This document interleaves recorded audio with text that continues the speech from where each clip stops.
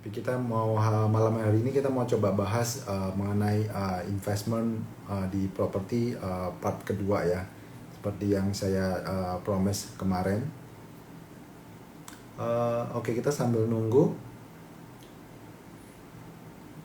Mungkin nanti saya bisa cerita sedikit ya. Ini si pembicaranya juga kayaknya belum join nih. Halo semua, tolong kalau misalnya sudah jelas suaranya dikasih jempol, minta tolong. Udah jelas belum ya?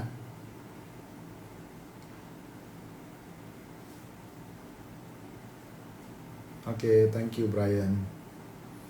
Oke, saya nggak mau panjang lebar. Nanti seperti biasa saya akan membiasakan untuk mencoba bikin 20-30 menit. Habis itu nanti kita ke Q&A dan kita nanti lihat interaction dari Q&A ya. Oke, selamat malam semuanya. Sekali lagi, welcome to Mark Talks hari ini. Terima kasih buat teman-teman yang join. Semoga long weekend ini jadi long weekend yang produktif juga buat kalian dan juga bisa menambah wawasan ataupun knowledge kalian. Kemarin mungkin saya sudah bahas mengenai beberapa tips and trick untuk invest di properti, lebih ke more some of fundamentals, basic fundamentals. Dan malam hari ini kebetulan saya a good opportunity to have Joven Mulyadi. Ini merupakan salah satu teman saya juga di market. Kita mungkin sudah kenal dari sejak tahun 2012-an ya waktu itu. Jadi saya cerita sedikit sebelum saya invite Joven untuk masuk di sini. Basically Joven ini backgroundnya beliau adalah dulunya juga memang property analyst ya. Jadi dia dulu sempat kerja di JP Morgan dan dia punya good track record juga, dan sekarang ini mungkin dia sudah jadi head of research. Basically dia masih main coverage dia memang banyakkan memang di sektor-sektor building material, dan namun juga dia mempunyai sektor coverage yang cukup besar yaitu di banking, dan dia salah satu senior analyst untuk di banking sector. Mungkin lain kali saya bisa invite dia untuk bahas banking. Kebetulan topik hari ini lebih ke properti karena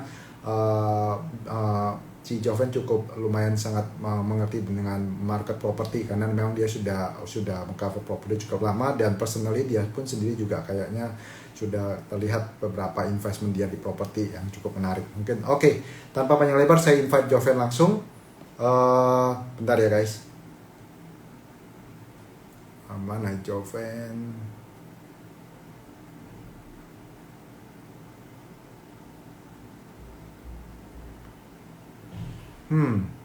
Kenapa Joven unable to join ya?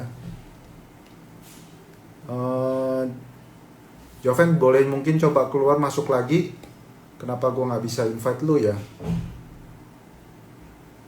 Sorry ya guys. Ini kenapa ya saya nggak bisa invite Joven di sini? Keterangannya unable to join. Boleh mungkin Joven keluar dulu, nanti coba masuk lagi. Oke, aku coba bilangin dulu ya. Ini kayaknya ada technical issue, dia nggak bisa di invite.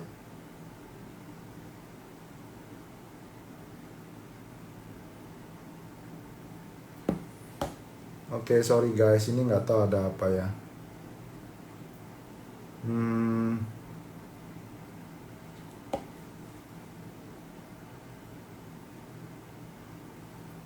Ini belum pernah kejadian sebelumnya nih. Kenapa nggak bisa di-invite? Sorry ya, bentar.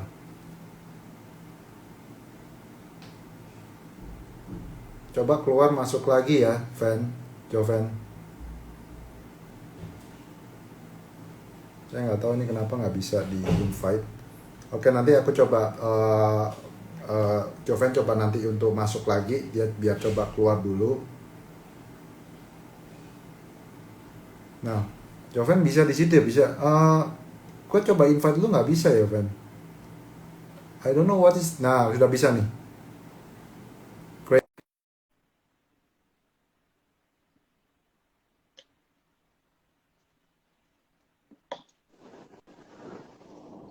Halo, Halo, kan nggak jelas dengar belum nggak, kan? Ban? Jelas, Dengar jelas, nggak? jelas banget, jelas banget. Agak turunin dikit kepala lu biar kelihatan. Tadi pakai komputer soalnya. Oh, oke, oke, Ini oke. pakai handphone udah bisa.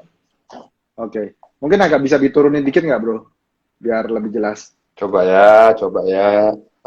Bentar, Agak bentar diberdiriin. ya. Miring ya man, kalau gini ya man ya. Miring. Kalau gini miring. Nah, udahlah. Kok ke atasan ini ngademnya Udah, kita bisa, nggak kelihatan kepala lu, bro. bisa. Wah Berdiriin nggak susah bisa nih. diberdiriin. Udah, bisa nggak man gini man? Ah, iya, iya. Udah, good. Oke, tadi gue udah coba jelasin dulu kita kenal, gue sudah jelasin juga teman-teman bahwa background lu ada gangguan connection ya kayaknya tempat lu. Joven, ini sorry nih, kayaknya di tempat dia ada gangguan. Udah balik Iya lagi, man, udah jelas?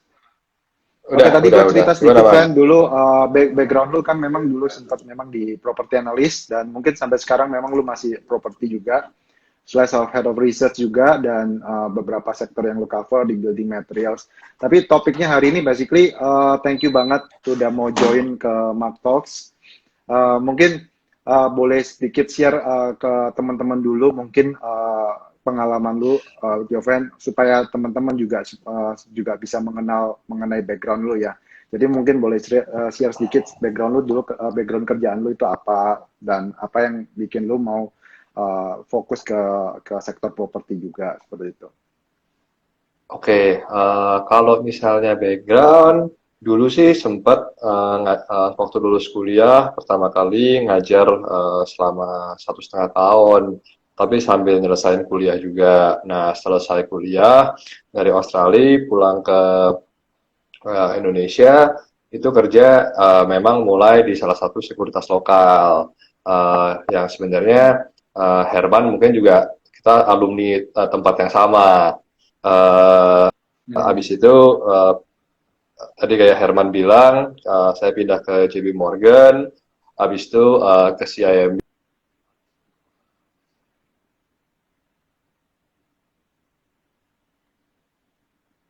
Kayaknya ada gangguan deh Joven wifi lu.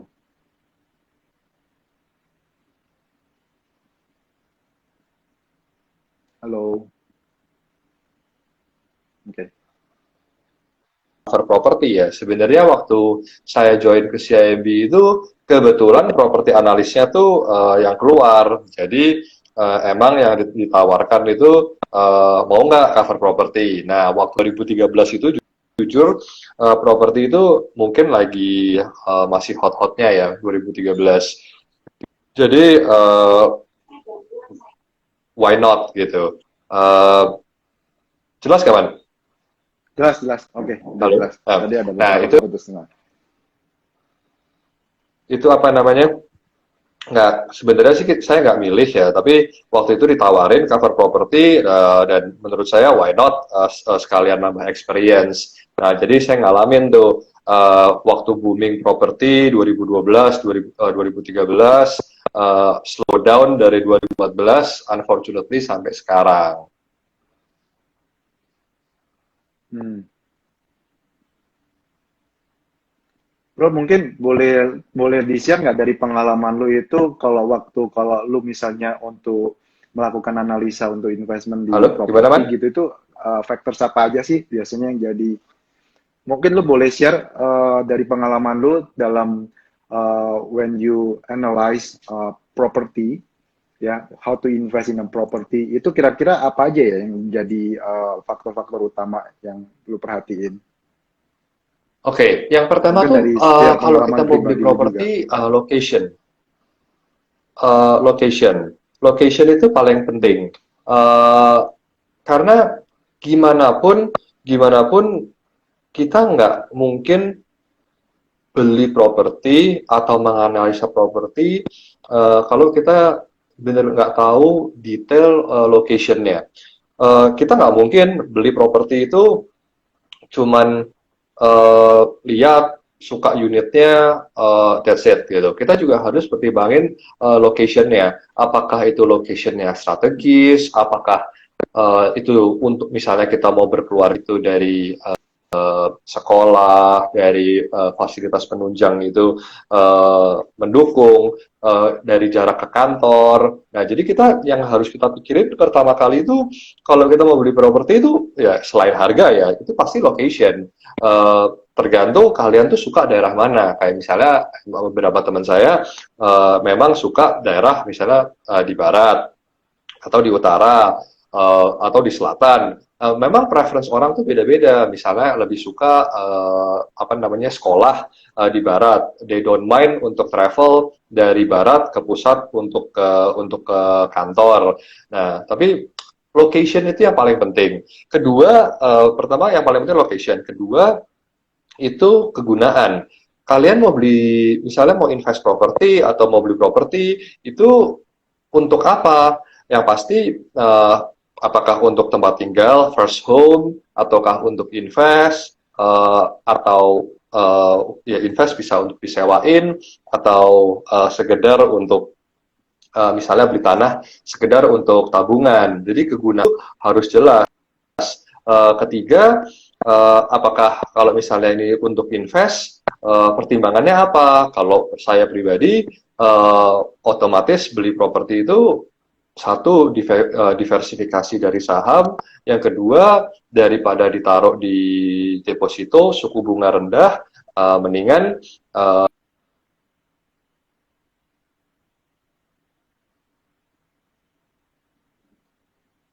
Sorry, ada gangguan lagi nih. Joven?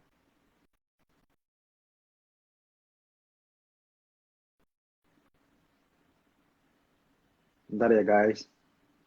Ada gangguan kayaknya, ada gangguan. Udah. Balik lagi loh. Tadi kayak ada gangguan udah, koneksi. Udah.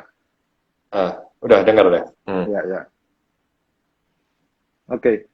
Nah, tapi kalau lu misalnya nih, katakanlah lu misalnya mau beli properti, katakanlah eh, kalau lu misalnya ditanya kan antara properti untuk kalau tempat tinggal kan biasanya lu pasti orang lebih pertimbangan utamanya kan location kayak lu bilang tadi, dan pasti maunya location yang biasanya yang dia comfort dan dia yang apa eh, mau yang dia benar-benar kenal gitu ya daerahnya, kemudian mau sekolahnya ini. Tapi kalau misalnya untuk invest nih, Van, lu ada ini enggak ya, ada preference nggak? Misalnya apakah memang invest itu misalnya landed house, apakah memang lebih ke komersial, apakah lebih apartemen, atau mungkin jenis properti apa?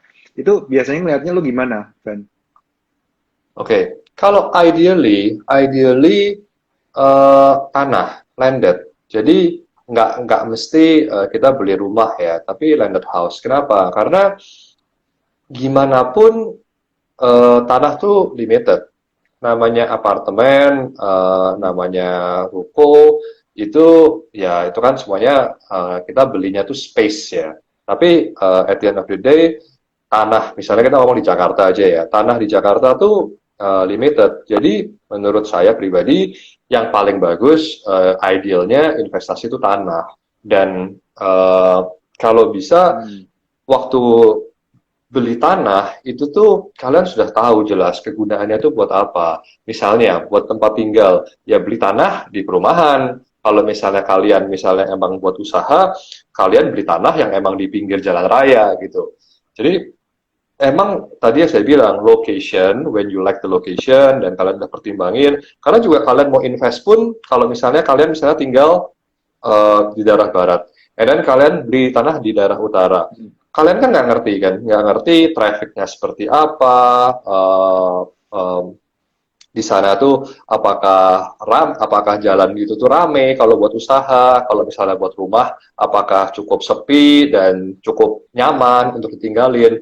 Jadi memang location sama usage itu yang paling penting, beside harga ya kita ngomong ya. Pastikan sesuai budget masing-masing. Tapi location sama usage itu yang menentukan kalian tuh mau beli properti yang kayak apa. Dan kalau pribadi sih, kalau misalnya kita buat packing order, yang pertama landed tuh pasti yang paling baik, karena itu yang limited.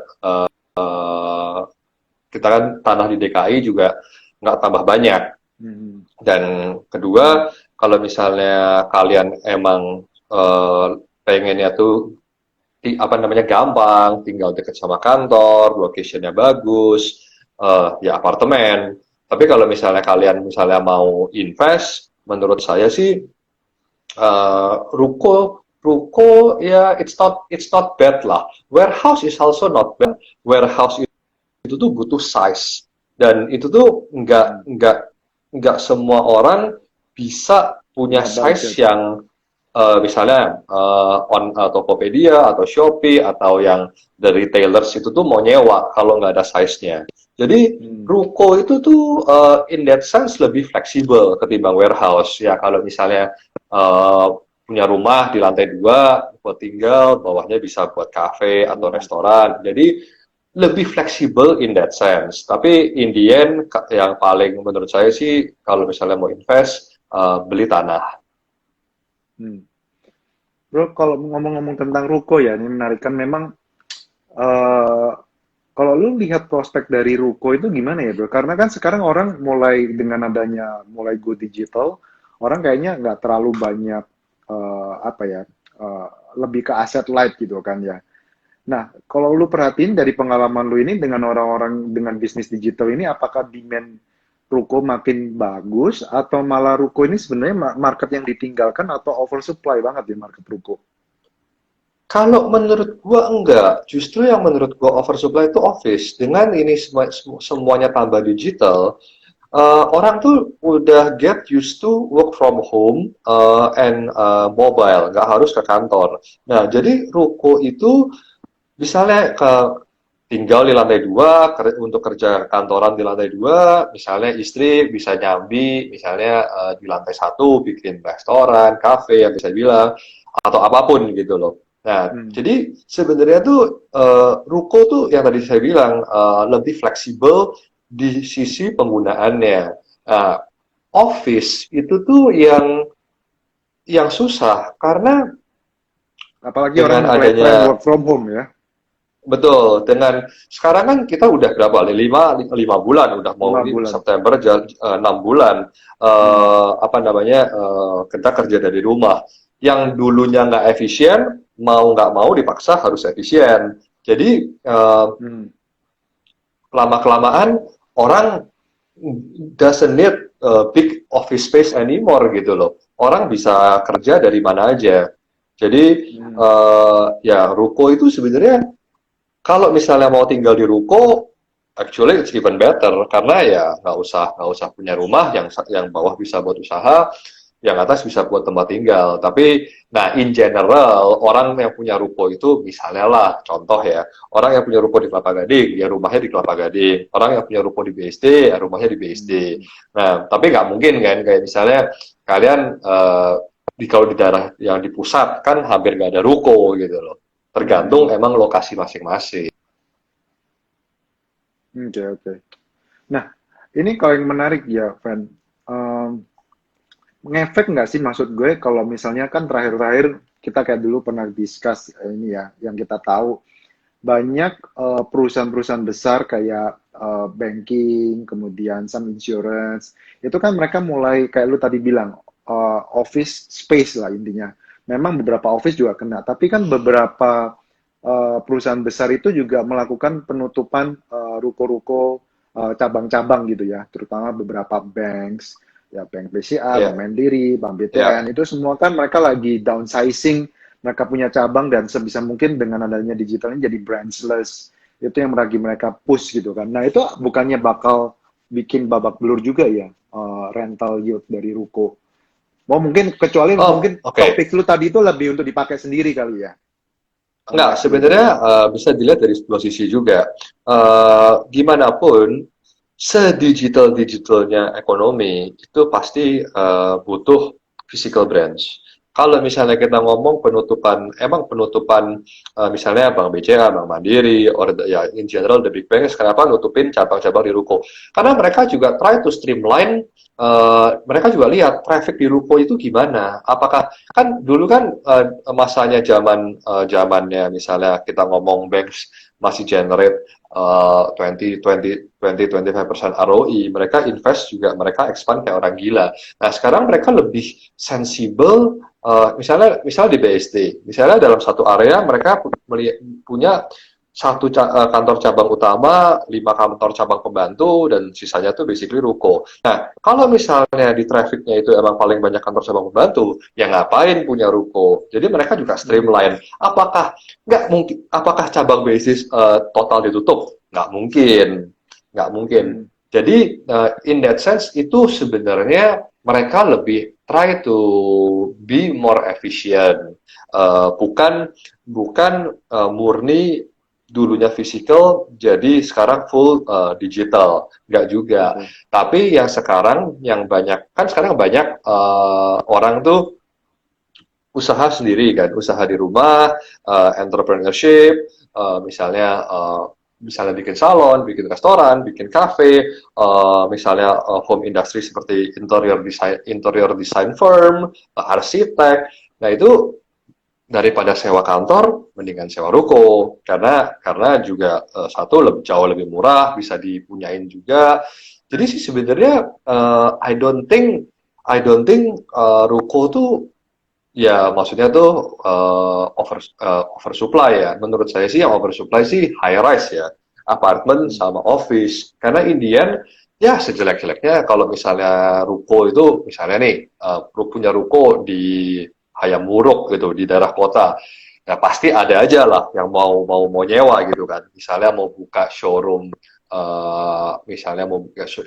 interior design, showroom kitchen appliances. Nah itu kan pasti atau gerai handphone, travel agent itu kan karena lokasinya bagus, opsinya tuh banyak gitu loh man. Tapi kalau misalnya, konteksnya kayak tadi kan, kalau gue tangkap dari omongan lu kan lebih kayak purpose untuk orang kalau misalnya lu beli ruko kan memang bisa dipakai buat bisnis dan lu lebih efisien karena apalagi buat orang yang pasangan muda yang mungkin mau merintis bisnis, dia bisa nggak perlu beli rumah yang besar, tapi di ruko aja dia tinggal di lantai 2 bahwa bisa bisnis. Itu gue nangkep sekarang. Jadi maksud lu karena lu lebih in term of allocation lu kan budget lu lebih efisien. Kalau misalnya konteksnya gini bro, kalau misalnya lu sudah punya, lu nggak mau into the business katakanlah, tapi lu mau invest dan lu mau nyari rental yield. Menurut lu lebih yang menarik apa ya kalau untuk mencari rental yield di current condition?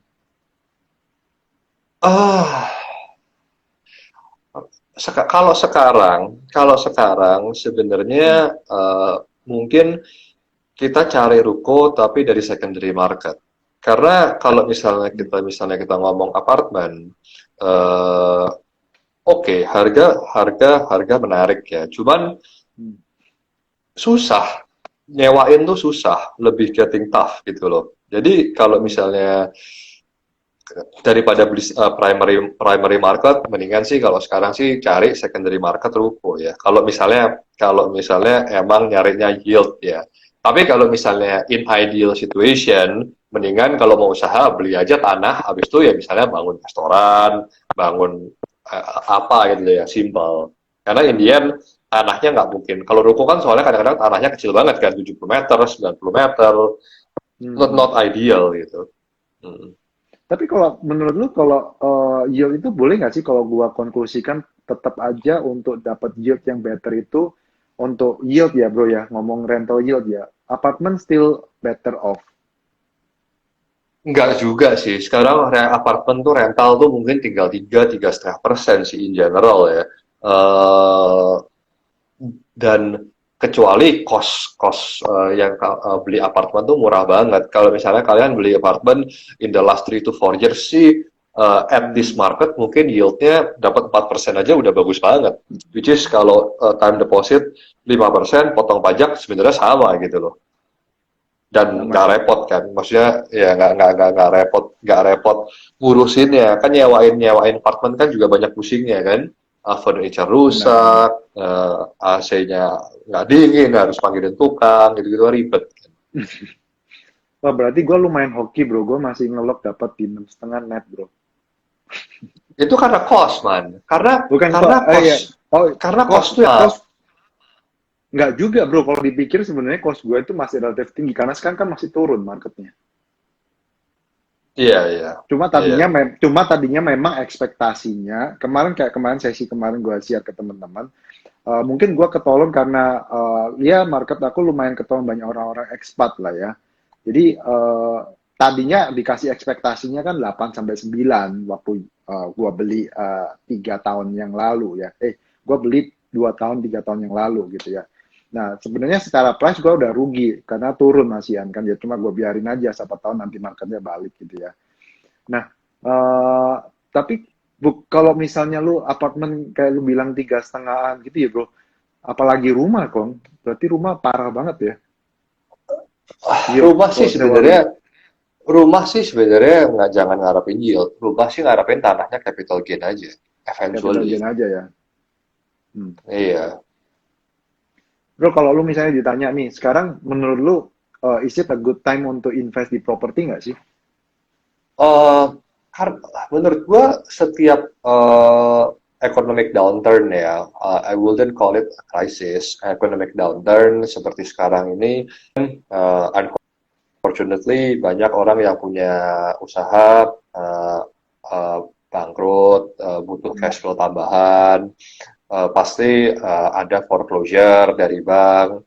Sebenarnya boleh cari, kalau misalnya lelang bank atau orang yang BU, actually it's a good time untuk lihat properti, karena in the end uh, sebenarnya kan kita invest tuh kan di Indonesia pilihannya limited ya. Kita mau invest tuh Hmm. paling cuma saham, bonds, time deposit, sama properti ya. Uh, Kalau misalnya kita ujung-ujungnya saat kayak misalnya sekarang government di seluruh dunia printing more money gitu kan. Jadi sebenarnya in reality itu our money itu losing value in relative terms. Nah, Ya.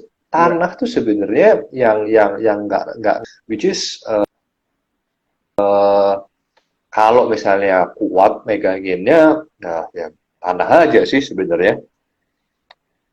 Hmm. Dan yang Jadi lu emang yang memang harus kalau dibikin, hmm? lebih fokus ke capital gain aja ya kalau enaknya kalau di tanah itu. Cuma memang kan kayak kemarin gue bahas, mungkin kalau orang invest di landed atau apa ini biasanya lu nafas lu harus panjang aja. Ya Oh kan bro? betul, tapi juga kita juga sebenarnya Reddit tuh lebih banyak excitement, karena misalnya nih, kalau kita beli apartemen ya, itu kan rata-rata sudah di prime location ya. Kalau Hmm.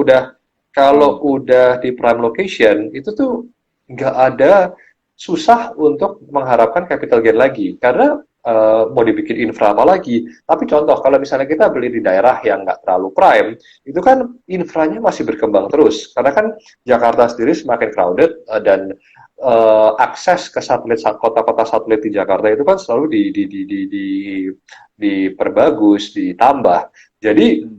eh, di sisi kita sebenarnya megang tanahnya pun, misalnya nih, kalau kita ngomong daerah BSD, daerah Bintaro, itu kan dulu kan belum ada, dulu kan JOR belum ada, habis itu JOR semuanya Hmm. nyambung, JOR 2 dibangun, nanti habis ini ada 6 ruas jalan tol dalam kota yang bisa langsung nyambung daerah BSD Bintaro, daerah Serpong, daerah Bintaro sana langsung ke Hmm. pusat.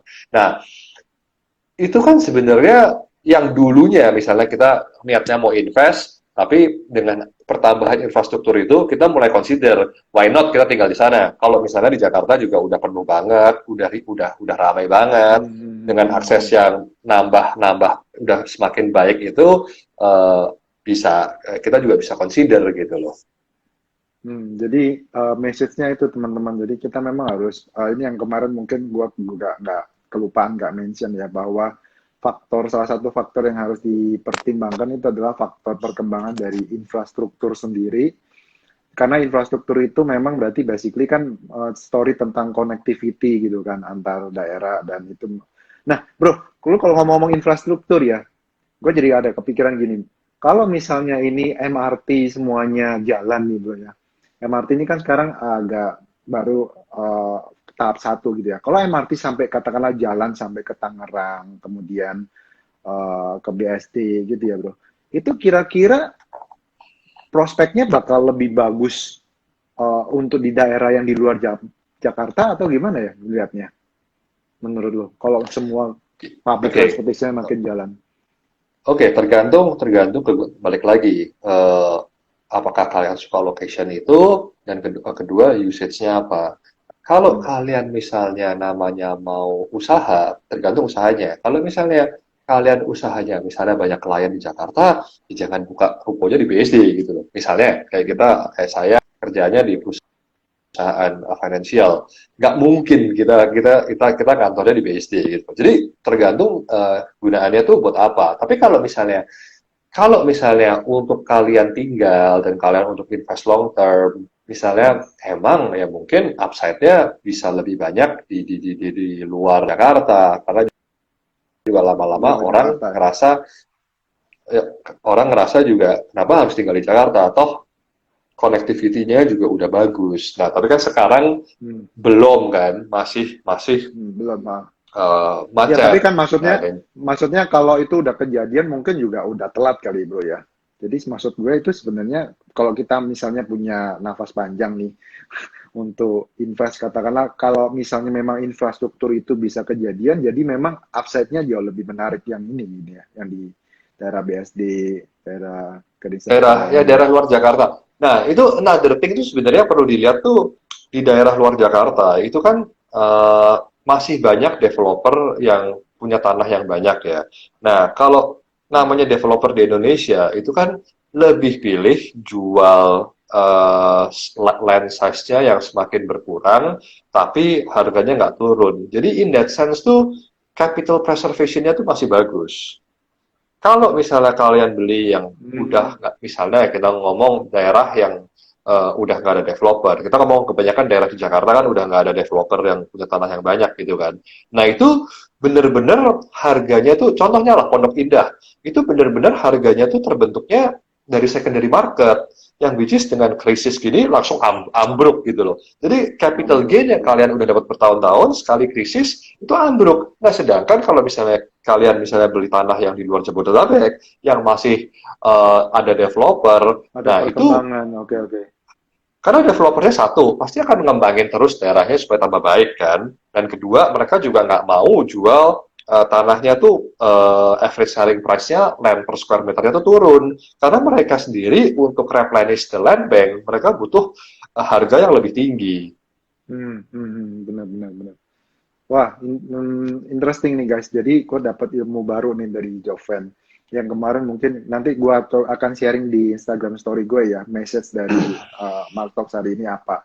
Basically yang gue tangkap tadi kan yang kelupaan kemarin adalah masalah infrastruktur yang harus kalian pertimbangkan, perkembangan infrastruktur. Kemudian kalau kalian invest di suatu daerah atau di suatu location, cari yang masih banyak story tentang perkembangan atau development dari developernya itu sendiri.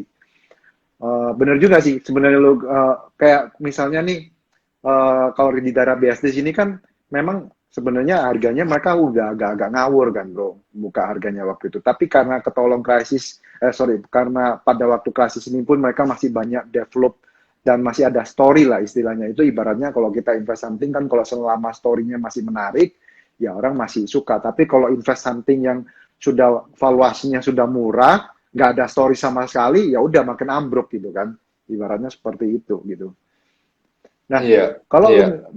lu pelajarin ini nggak ya? Kemarin gue sempat dapat pertanyaan tentang kalau di Indonesia ini kira-kira prospek yang cukup bagus daerah mana? Gue sih sempat ngomong di Indonesia daerah timur sih bro.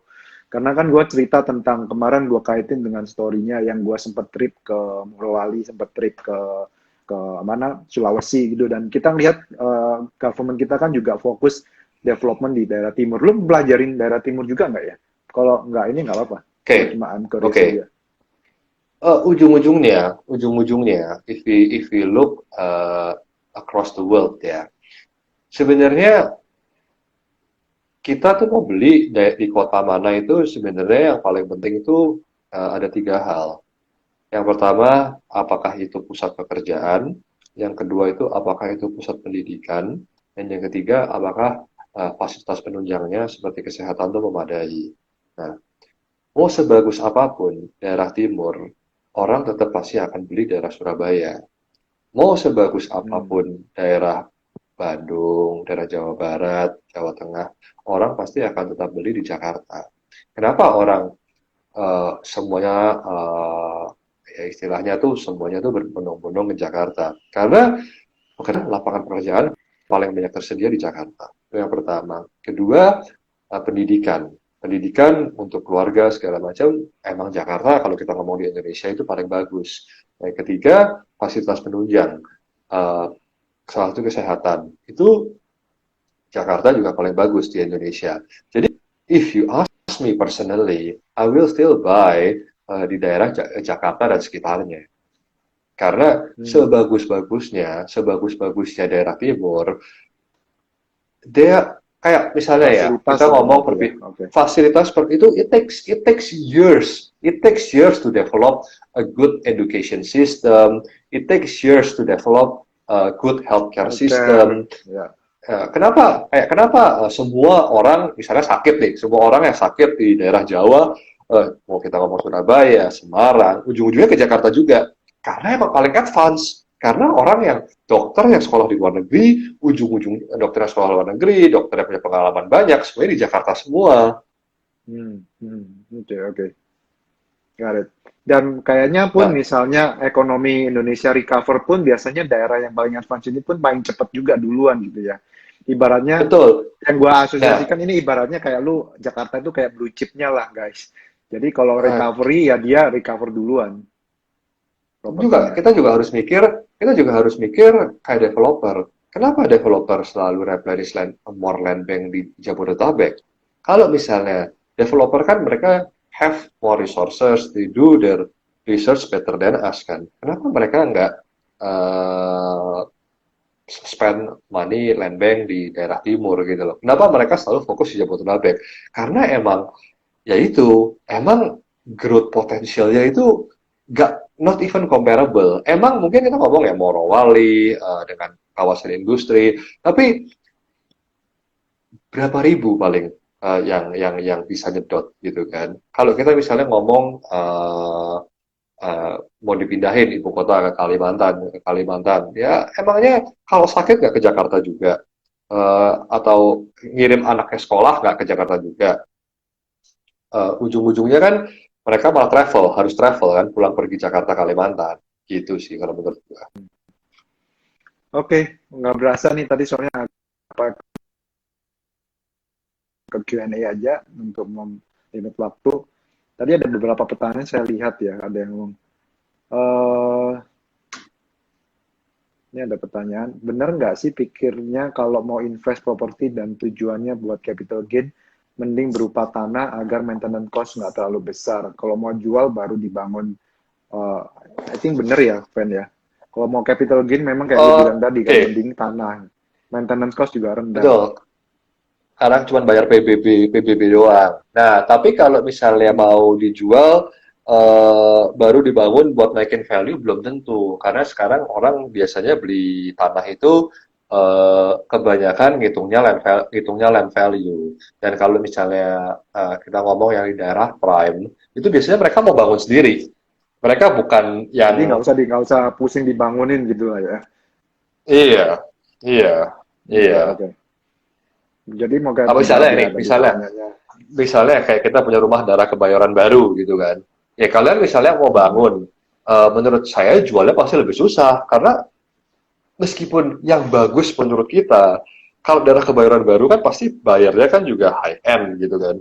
Mereka juga punya taste yang berbeda. Jadi ngapain kita Hmm. spend mahal-mahal tapi ujung-ujungnya malah didiskon gitu loh. Kecuali memang kalau lu ini gue ada pengalaman ya pribadi. Kecuali memang kalau lu punya ada sense of design yang sangat bagus, itu unik gitu ya. Itu kalian kalau hoki bisa dapat buyers yang gila. Karena itu pengalaman encik gua sih, Van.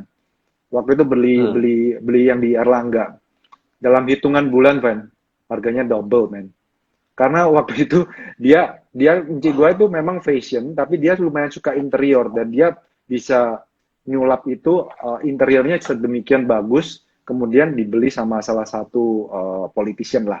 Dan itu gila, berani bayar banget. Dan itu hanya dalam waktu 6 atau 7 bulan harganya double. Itu sih gila. Tergantung tahun juga sih man. Kalau Iya, tahunnya mungkin ini sih tergantung nggak tahun mungkin sih juga. man. Iya, iya. I think itu Iya tergantung kan? tahun juga. Kalau Tapi maksud aku itu dengan hmm. sentuhan lu ada desain sendiri itu bisa. Kadang makanya marketnya tapi very niche lah itu. Susah banget. Itu marketnya very high. Nah ini ada yang menarik juga nih dari Pak Handi ya. Dia bilang kalau dalam pemahaman saya, kalau masih ada developer, kita akan kalah dalam jual properti di secondary market untuk take profit. Maksudnya gimana ya? Lo ngeri nggak maksudnya ini? Oke, jadi maksudnya kan kalau misalnya kita beli 12 juta nih, developernya jual 14 juta, ya ujung-ujungnya kita nggak mungkin jual, maksudnya kayak gitu. Nah, makanya Tapi kan justru ketolong kan, justru karena ada harga benchmark yang lebih tinggi. Bukannya, maksud lu kan tadi itu sebenarnya. Ketolongnya kan betul, ada. betul. Makanya harus pegangnya tuh agak lama. Pegangnya tuh agak lama. Jadi pas misalnya nih develop belinya 12, udah jadi 20, ya kita misalnya mau jual 18 atau 19, orang tuh masih mau beli. Iya, Itu iya. Jadi kita memang masalah pasti holding ya period. itu udah pasti kayaknya umum sih. Gue juga sempat ngelihat perhatiin ada kejadian juga di daerah sini. Memang rata-rata umum kita, makanya itu tadi Joven dicerita di awal, buat teman-teman, memang kalau kondisi sekarang ini jauh lebih recommended untuk beli di secondary sih. Karena memang rata-rata secondary harganya jauh lebih menarik dibandingkan primary, terutama daerah-daerah yang lagi berkembang. Eh, si Cuai komen tadi yang Istar Langga, iya. Oke, kalau ada pertanyaan lagi, mungkin saya kasih satu pertanyaan lagi, biar saya nggak makan banyak waktunya Koko Joven, mengganggu long weekendnya. Oke, mungkin sambil nunggu pertanyaan, mungkin ada message sendiri nggak, lu fan, mungkin yang boleh lu share message atau insight yang bisa lu share dari pengalaman lu ke audience, apa kira-kira kisi-kisi untuk di properti, yang perlu dihindarin apa, yang perlu perhatiin apa? Kalau sabar, beli properti itu harus sabar. Jadi kalian harus benar-benar tahu ya daerahnya. Jadi benar-benar kalian misalnya suka nih sama di rumah, kalian bolak-balik, perginya pagi, malam. Kalau mau buat usaha, kalian bisa lihat trafficnya seperti apa. Kalau buat tinggal, kalian bisa tahu apakah ini nyaman, aman. Nah itu, terus kalau misalnya sabar juga, artinya tuh apa? Kalian carilah broker-broker yang emang di daerah situ. Nah, tiap berapa bulan kalian minta update harganya. Kalian minta update harganya supaya kalian tahu gitu loh, perkembangannya seperti apa. Dan pas harganya menurut kalian sangat menarik, nah itu mungkin boleh dikonsider. Yang paling penting itu sabar dan do your own research ya. Misalnya nih, kalian beli tanah di Hang Lekir atau di Menteng, daerah sana. Itu kalian juga harus tahu apakah itu rumahnya itu ya yang nggak boleh di apa-apain. Kayak misalnya kalian beli tanah di Permata ini, banyak yang nyesel karena enaknya dibangun flyover. Jadi kalian tuh do your own research, itu kalian pergi gitu loh ke tata kota, kalian tanya, kalian pak satu pantau, sabar, kedua ke dinas tata kota, kalian lihat bakal ada apa lagi gitu loh daerah situ. Dinas tata kota itu mereka open to share nggak sih, bro? Iyalah. Perkembangan. Iyalah. Open ya. Oke. Iyalah. Gua soalnya belum pernah tuh. Oke. Iyalah. Thank you. Ini tadi ada pertanyaan yang menarik dari Philip nih. Si Philip. Apakah mindset beli properti untuk inflation hedging dan capital preservation masih relevan nggak? Jelas, kalau tanah. Kalau misalnya Ya, tanah, kita misalnya punya ya. tanah. Ya, kayak kita punya tanah di daerah prime gitu ya. Ya, mau berapa banyak gitu kan. Misalnya kita ngomong daerah Kebayoran Baru. Kita ngomongnya daerah Kebayoran Baru dah, atau Menteng. Itu kan nggak ada laut juga, nggak ada yang bisa diuruk gitu kan. Ya segitu-segitu aja tanahnya gitu kan. Ujung-ujungnya pasti menang eventually ya. Emang tergantung ngikutin siklus ekonomi aja nanti. Betul. kayak misalnya orang yang beli tanah dari krisis 98 2002 ya, mungkin orang baru beli 2002 2003. Mereka kan baru bener-bener enjoy waktu coal booming 2008 sampai 2011. Itu kan lama banget. Dan waktu itu kan rata-rata all the Indonesia property, kita semuanya yang ngomong itu tuh naik 2 kali atau 3 kali lipat 3 kali lipat. di seluruh Indonesia. Yang which is itu untuk purchasing power kita ngejar sampai sana lagi, it takes time. Nah, makanya ya begini jadinya, karena naiknya kencang banget, ya sekarang melandainya atau turunnya ya kayak gini. Karena purchasing power-nya juga nggak ngejar gitu kan, waktu naiknya 2-3 kali lipat. Iya, ini kayak kemarin ini yang kemarin gue coba mau share gagal nih ya. Saya tampilin lagi. Sebenarnya masih relevan ya guys, saya tunjukin nih. Ini kan bro. Jadi memang investasi di properti itu bener kata Joven harus sabar. Panjang banget men guys. Lu lihat aja di sini cycle-nya. Minimal 7 tahun itu pun kalian hanya tumbuh ya so-so aja lah growth-nya. Baru di tahun ke 10 tahun ke atas deh, 8 tahun ke atas itu baru kalian berasa. Cuan kalian benar-benar baru berasa. Jadi ini guys. Oke, ada pertanyaan lagi nih. Wah ini kayaknya agak ini susah ya. Idealnya modal cash perlu berapa ya biar lumayan bisa muter di properti? Ini sih tergantung propertinya ya. Kalau modal.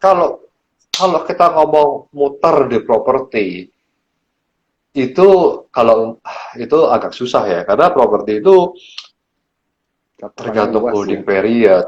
Enggak, holding period mainnya. Jadi kalau misalnya mau diputerin cepet tuh susah lah sebenarnya. Unless bener-bener dapat yang very good deal ya, mungkin bisa nge-flip.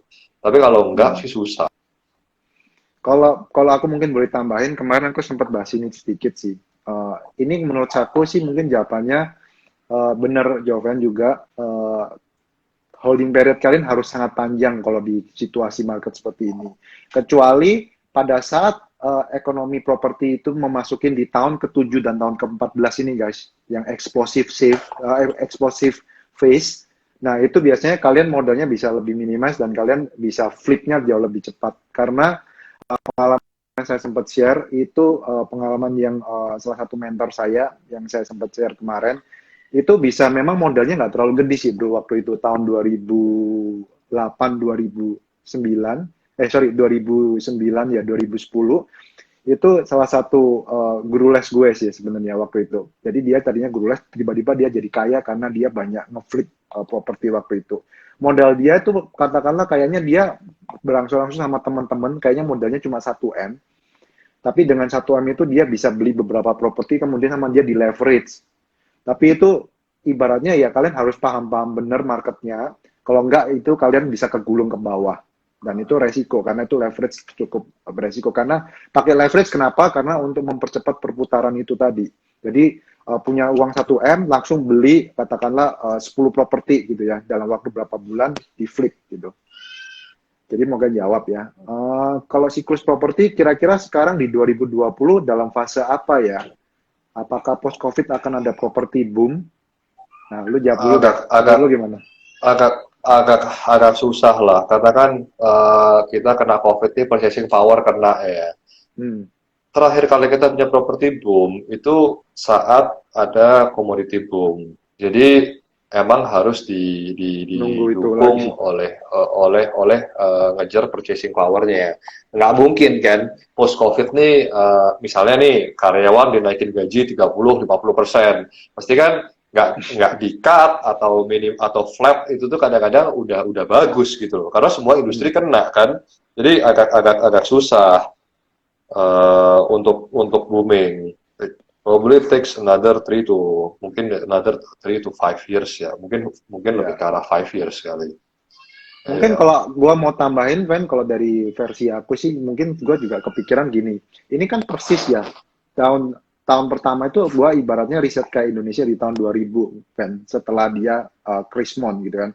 Dan menurut gue sih, COVID ini, gue mengasosiasikan COVID ini mungkin mirip dengan Krismon, cuma nggak separah Krismon kali ya. Cuma ya yang lumayan parah kan orang-orang bawah banyak yang kena kehilangan pekerjaan. Cuma ya ini tergantung eksekusi pemerintah bagaimana bisa cepat-cepat memberikan stimulusnya. Nah, kalau lihat dari situ, menurut aku mungkin sebenarnya tahun 2020 atau mungkin 2021 itu baru memasukin tahun pertama ya guys. Jadi makanya kemarin aku bilang itu tanggapanku ya. Kayak lu bilang berarti minimal another 3 to 4 years atau 5 years. Nah, sebenarnya tahun 2021 itu sebenarnya ibaratnya di chart ini kalian masukin tahun pertama, year 1. Jadi makanya kalian harus minimal punya nafas itu 7 tahun. Itu pun baru naiknya ya creeping up aja, nggak naiknya yang eksplosif kalau aku nangkep. Karena aku pikirkan aku mengasosiasikan nanti di 2022-2023 itu story yang di Sulawesi Timur atau Utara dan daerah Morowali itu mungkin jalan ya.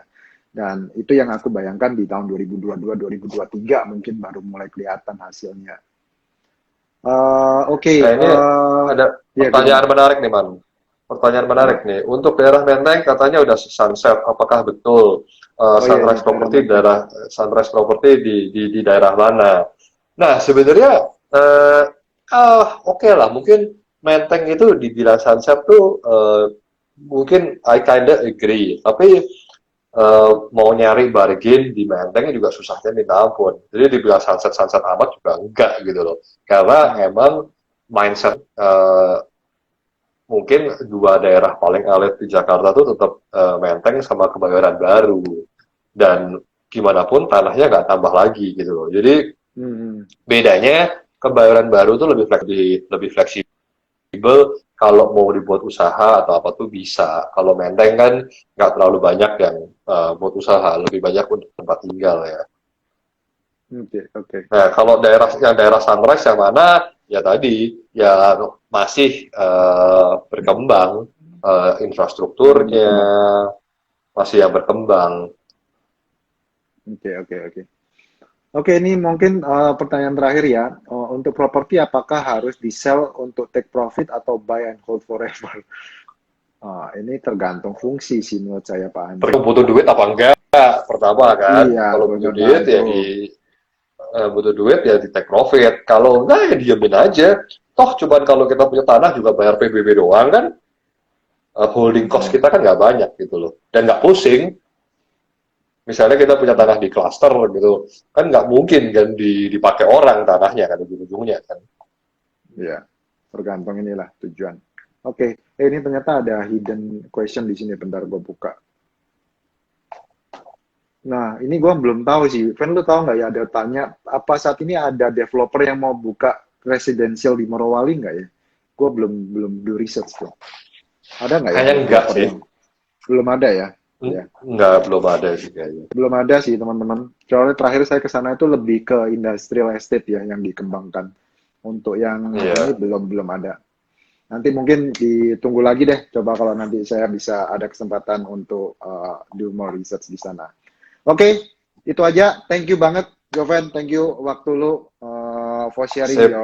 your knowledge and your thoughts on property. Nanti aku akan coba share ke Instagram Story beberapa yang gue pelajarin hal baru dari Joven hari ini ya, guys. Oke, selamat malam Oh, semuanya. thank you Thank you. ya.